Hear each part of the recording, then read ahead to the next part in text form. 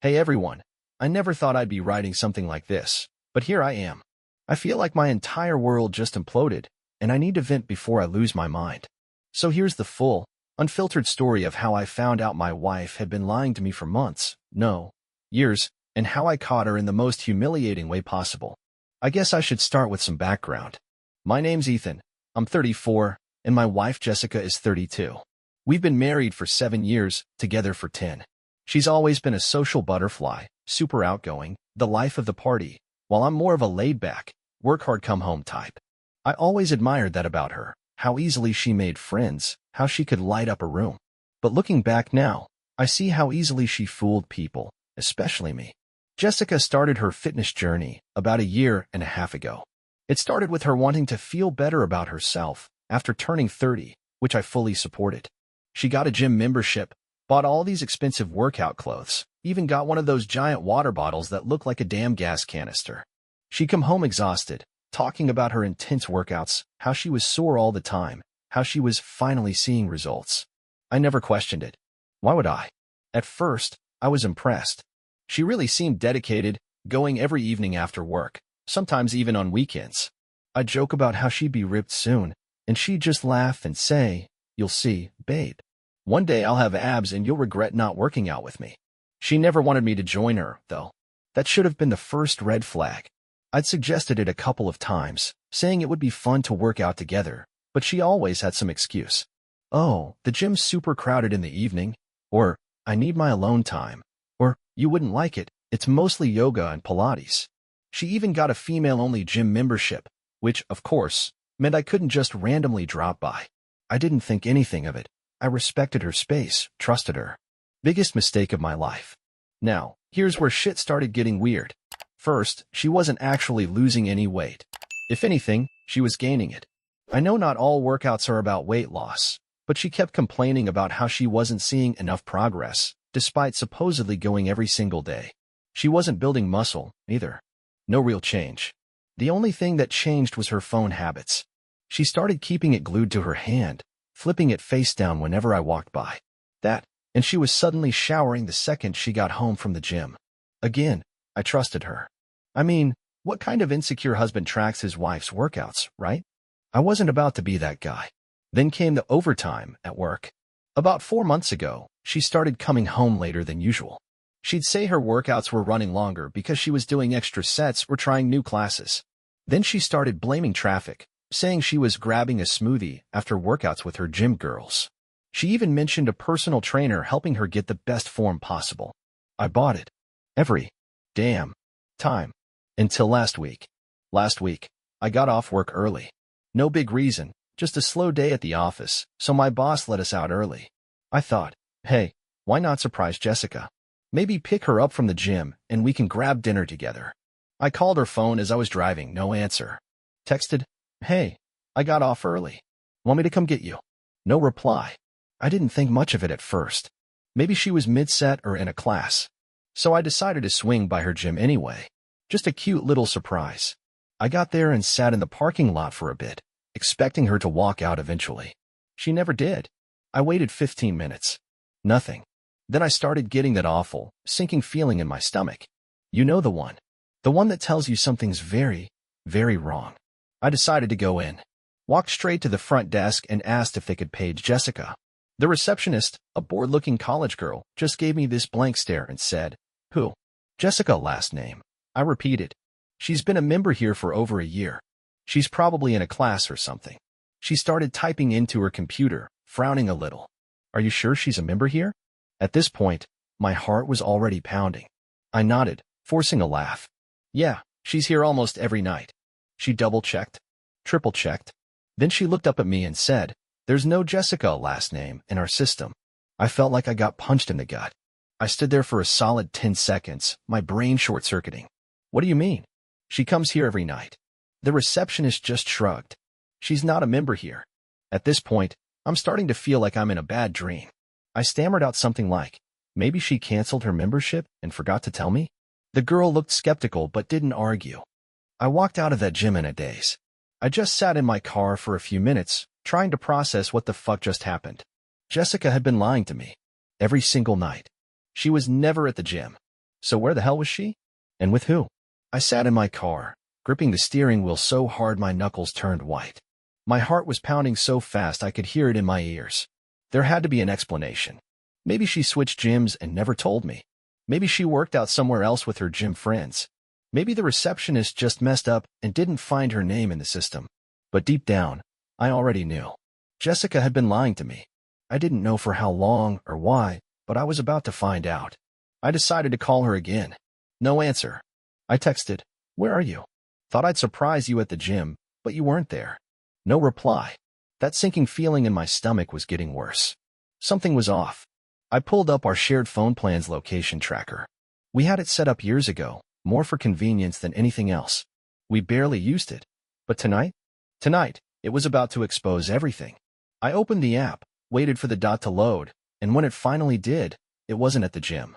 Her location was at some random address about 15 minutes away. I just stared at the screen, my breath caught in my throat. What the hell was she doing there? It wasn't her office. It wasn't a coffee shop or a restaurant. It was a house. My blood ran cold. I sat there, debating what to do. Should I drive there? Should I wait for her to come home and see if she lies again? Should I just ignore it and pretend I never found out? But my body had already made the decision before my brain could catch up. My hands were on the wheel, my foot pressing down on the gas, and suddenly I was driving straight toward the address. I don't even remember most of the drive. I was in a trance, my mind racing with every possible scenario. Maybe it was innocent. Maybe she was at a friend's house. But then why the secrecy? Why not just tell me? Why fake going to the gym every night? The closer I got, the more I could feel my hands shaking. I pulled up to the house and turned off my car, my heart pounding so hard it felt like it might break through my chest. The house was nice, not too fancy, not too big, just a regular suburban home. There were no signs of a party, no gathering, nothing that explained why Jessica would be there. I checked her location again. Still there. My breathing was shallow as I stepped out of the car. I didn't even know what I was going to do, knock? Walk right in? I just knew I had to see it for myself. I had to know. And then, before I could even reach the front door, the worst possible thing happened. The door opened, and out walked Jessica. She wasn't alone. She was laughing, hair all messed up, looking way too comfortable for someone who had just been at the gym. And right next to her, stepping out with her, was another man. He was tall, athletic, younger than me by at least a few years. Shirtless. His sweatpants were slung low on his hips, and he had that look of someone who had just had one hell of a workout, but not the kind you do at the gym. My vision blurred. My breath caught in my throat. Jessica turned her head, mid-laugh, and when she saw me standing there, her face drained of all color. For a second, we just stood there, staring at each other. The guy looked between us, confused, before it finally clicked in his dumb, gym bro brain who I was. Jessica took a step forward, her mouth opening and closing like she was trying to find the right words. "Ethan." But I didn't want to hear it. I turned on my heel and walked straight back to my car. I could hear her calling my name, her footsteps rushing after me, but I didn't stop. My hands were already on the door handle when I felt her grab my arm. "Wait, Ethan, please, just let me explain." I yanked my arm away like her touch burned me. When I turned to face her, I wasn't even sure what I was about to say. I was furious, disgusted, hurt, but more than anything, I was just done. "You don't have to explain anything, Jessica," I said, my voice shaking. "I already know." She looked panicked, eyes darting back to the guy still standing half-naked in the doorway. No, you don't. Just listen to me." I let out a bitter laugh. "Listen to you? Are you serious right now? You've been lying to my face for months. Every night you said you were at the gym, and the whole time you were just, what? Fucking him." Her expression changed. In a split second, the fake regret was gone, and something uglier replaced it, anger. "Oh my God, Ethan, you're being so dramatic," she snapped. "This is exactly why I didn't tell you. You always overreact about everything." I almost laughed in her face. Overreacting? I just caught my wife sneaking out of another man's house and I'm the problem? She kept going. "I was going to tell you, but I knew you'd make it this huge thing, and I don't care." I cut her off. I was done. Completely, utterly done.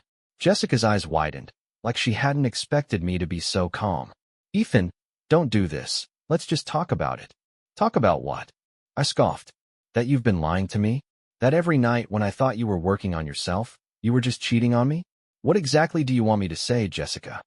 She opened her mouth, but nothing came out. For once in her life, she had nothing. I turned away and got in my car. She tried knocking on the window, calling my name again, but I didn't look at her.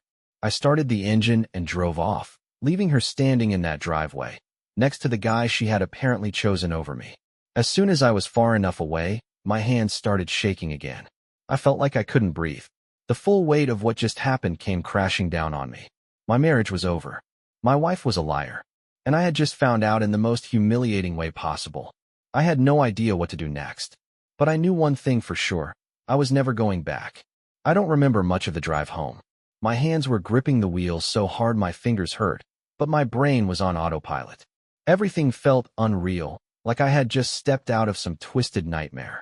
I kept expecting to wake up, to find Jessica in bed next to me, scrolling through her phone like she always did before falling asleep. But this was real. She wasn't at the gym. She had never been at the gym. She was at his house, and I had seen it with my own eyes. There was no taking it back. I pulled into the driveway and just sat there. My heart was still hammering in my chest, my breathing uneven. I should have felt relieved to be away from her, but all I felt was a horrible, hollow ache in my gut. 7 years of marriage, 10 years together, and this is how it ends? A movement on my phone screen caught my attention. Jessica was calling me. I stared at the screen, watching it vibrate in my hand. My first instinct was to throw the damn thing out the window. Instead, I let it ring. It stopped. A few seconds later, she called again. Then came the text messages. Jessica, Ethan, please. Let me explain. Jessica, you don't understand what's going on. Jessica, can you please just call me? I turned my phone over, face down on the passenger seat. There was nothing she could say that would change what I had seen. What explanation could possibly justify this? I got out of the car, walked inside, and slammed the door behind me. The house felt empty, cold. Everything looked the same, but suddenly, it felt like a stranger's home. Our home.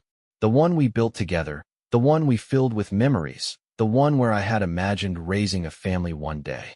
Now, it was just another place where she had lied to me. I stood there for a long moment, staring at the pictures on the walls.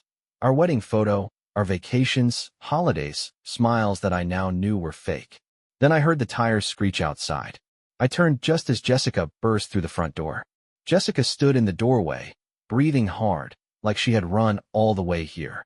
Her hair was still messy from wherever the hell she had been, her face red and frantic. She looked like someone caught in the middle of a crime scene. Ethan, she gasped. Please, just let me. I held up a hand. Get out. She flinched like I had slapped her. Wait, just talk to me. Please. You're misunderstanding everything. I laughed bitterly. Misunderstanding? Jess, I caught you leaving his house. He was half naked. What exactly am I misunderstanding here? She opened her mouth, then closed it again. Her eyes darted around, desperate for an excuse, a way out. Then she folded her arms, shifting her weight like she was getting ready to argue. I wasn't cheating, she said, voice firm, like she actually believed it. I almost lost it. Are you fucking serious? Then what were you doing, Jess? Meditating? Giving him personal training tips? She rolled her eyes. She rolled her fucking eyes. Like I was the one being irrational. I wasn't going to tell you because I knew you'd act exactly like this. I stared at her in disbelief. Like what? Like a husband who just found out his wife has been lying to him for over a year. She let out a frustrated sigh, rubbing her temples. It's not what you think, okay? We were just hanging out. I cut her off with a bitter laugh. Hanging out? Yeah, I'm sure that's all it was. She crossed her arms again, her expression shifting into something colder, meaner. You know what? Maybe if you actually paid attention to me, I wouldn't have needed to go somewhere else for company. There it was. The classic, it's your fault move. I felt something snap inside me. Oh, so now this is my fault? You sneak around behind my back, lie to my face every fucking night, and somehow I'm the problem. Jessica's eyes were blazing now. I wouldn't have had to lie if you weren't so boring, Ethan. You never want to do anything fun anymore. All you do is work and come home and sit on your damn phone. I needed excitement. I needed to feel wanted. I felt my whole body go cold. I took a step back, staring at her like I was seeing her for the first time. The woman I had loved for a decade, the woman I had built a life with, was standing in front of me, blaming me for her affair. I shook my head, swallowing down the lump in my throat. You know what? If I'm so boring, if I'm such a burden, then why are you even here? Her face twisted. Because I don't want to lose you, Ethan. I let out a breathless, humorless laugh. You lost me the second you walked out of that house. She looked like she was about to argue again, but I wasn't going to stand there and let her manipulate me any longer. I turned away, walked to the bedroom, and slammed the door. I heard her calling my name, but I didn't care. I needed to get out of this marriage. The next morning, I woke up to an empty house. Jessica was gone. I had no idea if she had gone back to his place or if she was just avoiding me, but for the first time in a long time, I felt a sense of clarity. I grabbed my phone, scrolled through my contacts, and found the number I never thought I'd need. A divorce lawyer. I sat on the edge of the bed, staring at the screen. My thumb hovered over the call button, but I didn't press it. Not yet. Instead, I got up, walked to the living room, and started gathering her things. I pulled her clothes from the closet, packed them in bags, grabbed all the little things she had scattered around the house. I didn't care if I missed something. I just wanted her out. Halfway through packing, my phone buzzed. Jessica, we need to talk. I ignored it. A few minutes later, another message. Jessica, I'm coming over. I stared at the screen, my jaw tightening. No, not this time. I walked to the front door, locked it, and sat back down. If she wanted to talk, she could do it through a lawyer. I had nothing left to say. I ignored her texts. I ignored the calls. The only thing I cared about now was getting Jessica out of my life for good. But just because I was done with her didn't mean she was done with me. That afternoon, she showed up at the house. I heard the tires screech in the driveway before she started banging on the door like a lunatic. I sat on the couch, arms crossed, staring at my phone as it buzzed nonstop with her name flashing across the screen. Ethan, open the damn door. Her voice was shrill, impatient, like she was scolding me for my bad behavior. Unbelievable. She just got caught cheating, yet somehow, she still had the audacity to act like I was the problem. I walked to the door but didn't open it. Go away, Jessica, I said through the wood. We're done. There's nothing to talk about. She scoffed. You're really gonna end our marriage over one mistake? I almost laughed. A mistake? A mistake is forgetting to take the trash out. A mistake is leaving the oven on. Sneaking around for months, lying to my face, fucking another man in his house? That's not a mistake. That's a conscious decision, repeated over and over again. I took a deep breath, steadying myself before speaking. It wasn't one mistake, Jess. You didn't trip and fall onto his dick. You planned this. You lied. You disrespected our marriage, and now you're facing the consequences. So leave. I don't want to see you. Silence. I could feel her standing there, fuming. Then she spat. You're being a child. Grow up, Ethan. You can't just erase me from your life like this. I clenched my jaw. Watch me. After a few more seconds of silence, I heard her stomp back to her car and peel out of the driveway. But I knew this wasn't over. Jessica was the kind of person who needed control, and right now, she was losing it. She wasn't going to let me go without a fight. I didn't hear from her for the rest of the day, which should have been a relief, but instead, it made me uneasy. I knew her well enough to know she wasn't the type to just accept defeat. Sure enough, by the next morning, the real games began. I woke up to a barrage of texts, not from Jessica, but from our mutual friends. People we had known for years, couples we went on double dates with, friends who had been at our wedding. The messages ranged from confused to outright accusatory. Dude, what the hell happened? Jessica's saying you just threw her out for no reason? Ethan, I don't know what's going on, but maybe you should just talk to her? I don't want to take sides, but Jess is saying some pretty messed up things about you, man. Maybe you guys can work this out? I groaned, rubbing my temples. Of course. She was twisting the story, painting herself as the poor abandoned wife, while making me out to be some heartless asshole who just kicked her to the curb without explanation. It was infuriating, but also, honestly, predictable. Instead of playing into her bullshit, I sent out a single group text to the people I actually cared about. For anyone who's confused, Jessica cheated on me. I caught her sneaking out of another man's house after she spent months lying about going to the gym. That's why I left her. If you believe her lies over the truth, then do me a favor and don't contact me again. One by one, the replies started coming in. Some were silent, some were supportive, and some clearly already had their minds made up. Bro, you should have just worked it out. Marriage is about forgiveness. People make mistakes. Maybe if you'd been more exciting, she wouldn't have felt the need to look elsewhere. That one made me see red. It was from Mark, a guy I had considered a friend. A guy who, now that I thought about it, had always been a little too close to Jessica. I clenched my teeth, typed back, "Are you fucking her too, Mark?" and blocked his number before he could respond. Enough was enough. It was time to make it official. I called a lawyer the same day and scheduled an appointment. When I sat down across from her, I laid everything out. The lies, the affair, the manipulation, the way she was now trying to turn people against me. The lawyer, a no-nonsense woman named Linda, just nodded. "This is a pretty straightforward case. No kids, no shared debt. Does she work?" I shook my head. Jessica hadn't worked in years. She claimed she was looking for a job, but somehow, she never quite found one that suited her. Linda sighed. "She's going to ask for spousal support." I scoffed. "She cheats on me and still wants me to pay her bills." Linda just shrugged. "Welcome to divorce." I didn't care. I wanted out, and I didn't care what it took. By the time I left the office, I had a stack of documents in hand. Official divorce papers, ready to be served. Jessica showed up at the house again before I could even serve the papers. She must have heard through one of our friends that I had gone to a lawyer. This time, she didn't bother knocking. She used her key, stormed inside, and slammed the door so hard the walls shook. "You're really divorcing me?" she shrieked, throwing her bag onto the counter. "You're seriously doing this?" I didn't even look up from my phone. "You did this, Jessica." "Not me." She laughed, but there was no humor in it. "Oh my God, you are such an asshole. You really can't forgive one mistake?" One tiny. I slammed my phone down on the table so hard she flinched. "Stop calling it a mistake. You chose to cheat.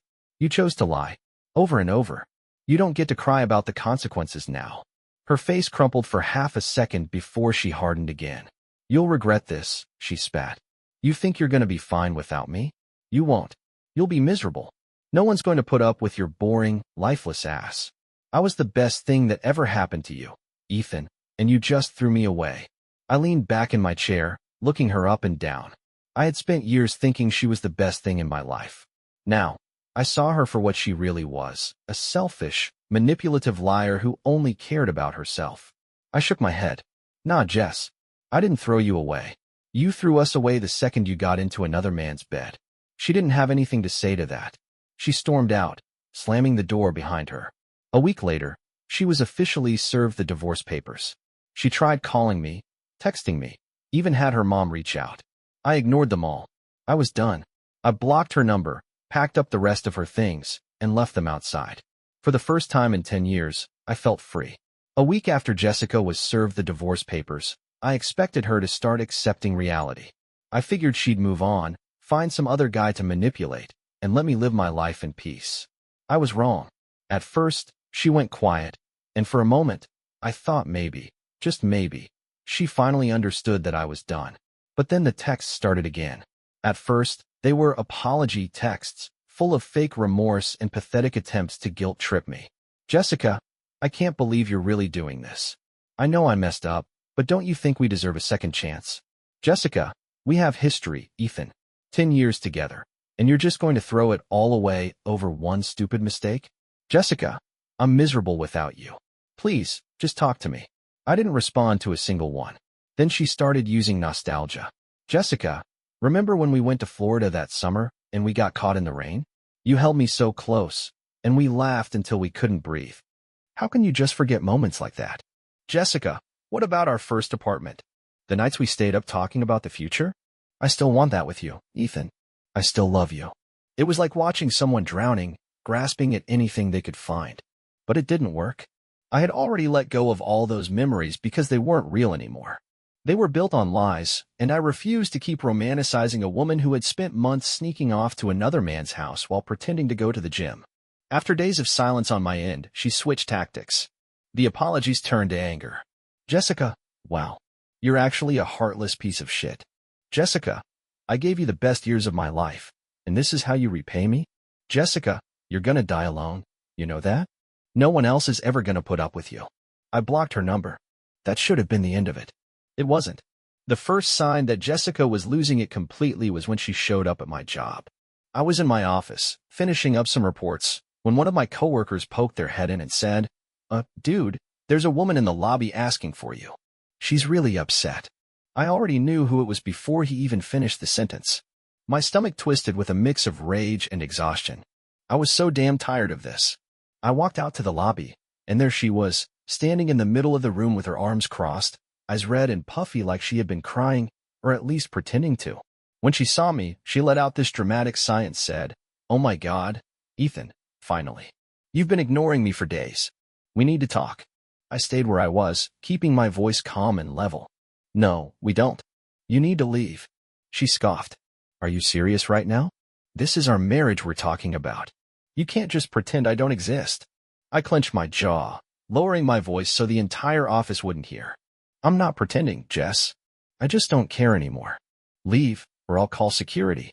Her mouth fell open, like she couldn't believe I would actually do it. Then she completely lost it.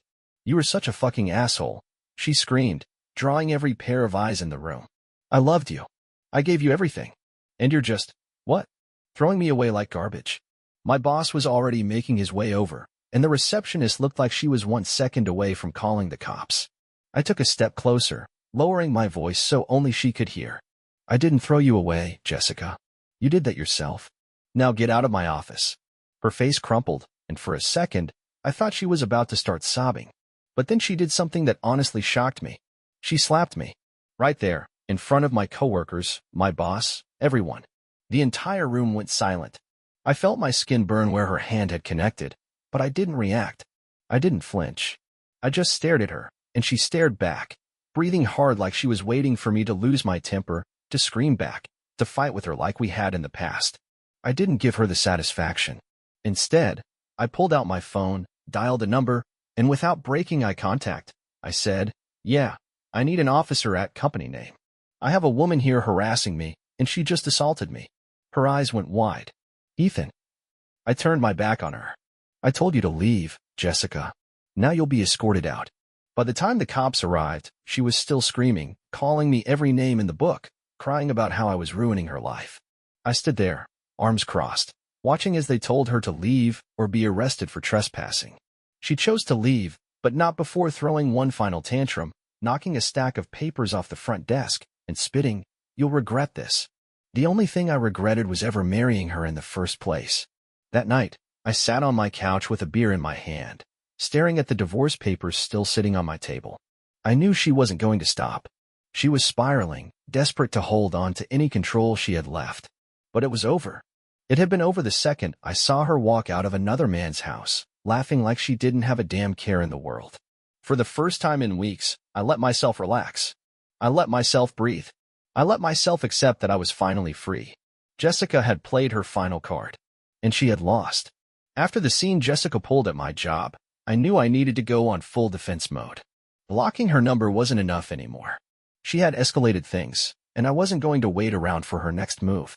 The very next day, I went back to my lawyer's office and told her everything. Jessica showing up at my workplace, making a scene, hitting me in front of my boss and coworkers, and the fact that I had to call the cops to get her to leave. Linda, my lawyer, barely reacted. I got the feeling she had seen a lot of cases like mine before. She just nodded, flipped open a folder, and asked me one question. "Do you want a restraining order?" The idea had crossed my mind, but hearing it spoken out loud made it feel even more real. A restraining order against the woman I had spent a decade with. The woman I once thought I would grow old with. But this wasn't the same woman I married. Jessica had lost it. She had proven she was willing to humiliate herself just to try and get a reaction out of me. And if she was willing to slap me in public, who's to say she wouldn't do worse in private? I sighed and ran a hand down my face before nodding. "Yeah, do it." Linda wasted no time. She filed the paperwork, attached a copy of the police report from my job, and told me she would get everything submitted that day. I left her office feeling lighter, like I had finally taken control back from the chaos Jessica had been throwing at me. But I still wasn't prepared for what she did next. That night, I was at home, watching TV, actually starting to feel like I could breathe again, when my phone buzzed with an unknown number. I hesitated before answering, and the second I heard the voice on the other end, my stomach dropped. "Hey, Ethan. It's Michael." Michael. The guy I caught her leaving the house with. The guy she had been sleeping with behind my back. His voice was tense, uneasy, like he wasn't sure if he should even be calling me. I had no idea what he wanted, but I felt my blood pressure spike the second I heard his name. "What the hell do you want?" I snapped, already regretting answering. Michael cleared his throat like he was uncomfortable as hell, and that's when I realized something was off. He sounded nervous. "Listen, Man, I don't know how else to say this, but you need to know, Jessica's been telling people some really messed up shit about you. I froze. What? Michael sighed. She's saying you were abusive, that you used to hit her, control her, scream at her all the time. She's been telling people that you're dangerous, and she even tried to get me to help her file a false police report against you. I almost dropped the phone. I felt like the room was tilting around me. Jessica was lying about me being abusive? Was this her next move? Trying to flip the narrative and make herself the victim?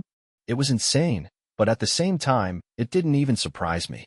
I had seen glimpses of her manipulative side before, but this was another level. Michael kept talking, saying that he wanted nothing to do with her anymore, that he regretted ever getting involved with her in the first place. He said he figured I should know because he didn't want her to ruin my life. It was almost funny, in a sick way. The guy who helped destroy my marriage was now calling me to warn me about my own wife. I told him to go to hell and hung up. Then I called Linda again. By the next morning, I had every message Jessica had sent to mutual friends, every screenshot of her lies, and a fresh police report documenting that she had tried to falsely accuse me of abuse. Linda filed for an emergency restraining order, and within days, the judge approved it. Jessica wasn't allowed to come near me, my job, or even contact me through any means. I thought that was the end of it. But then, she really lost it. Jessica didn't take the restraining order well. Her texts stopped, her calls stopped, and for the first time in weeks, she actually seemed to be gone. But I should have known it wasn't over. A few days later, my neighbor knocked on my door, looking uncomfortable as hell. He handed me an envelope and muttered, "This was taped to your mailbox. I thought you should see it." Inside was a long, rambling letter from Jessica. It started with an apology, a fake one, where she said she never meant to hurt me and that she still loved me. But then it took a darker turn. She accused me of being cold-hearted, of abandoning her, of ruining her life. She said I was the reason she was falling apart, and that if I didn't take her back, she didn't know what she would do. She threatened to hurt herself. I felt like I was going to be sick. I knew Jessica. I knew she was manipulative. I knew she would do anything to make herself the victim. But was this another tactic? Or was she actually serious? I didn't take any chances. I immediately called her mother, told her everything, and let her handle it. I wasn't playing her games anymore. If she needed help, then someone else could be responsible for it. I refused to be dragged back into her mess. That was the last time I ever heard from Jessica. The divorce was finalized a few months later. I didn't have to pay her anything. Linda made sure of that. Once the restraining order was in place and the false abuse claims were proven to be lies, Jessica had no leverage. She was out of my life for good. I moved to a new apartment, changed my number, and cut off anyone who still believed her lies. It wasn't easy. The emotional scars she left behind took longer to heal than I expected. Some nights, I'd wake up feeling like I was still trapped in that nightmare. But over time, I started to feel like myself again. I started hitting the gym, not because I was trying to prove anything, but because it gave me something to focus on. I reconnected with old friends, went on a few dates, and for the first time in years, I felt free. One day, months later, I ran into an old mutual friend at a coffee shop. They told me Jessica had moved away, disappeared from social media, and was living with some new guy. I just nodded, took a sip of my coffee, and smiled. I didn't care anymore. Jessica was someone else's problem now.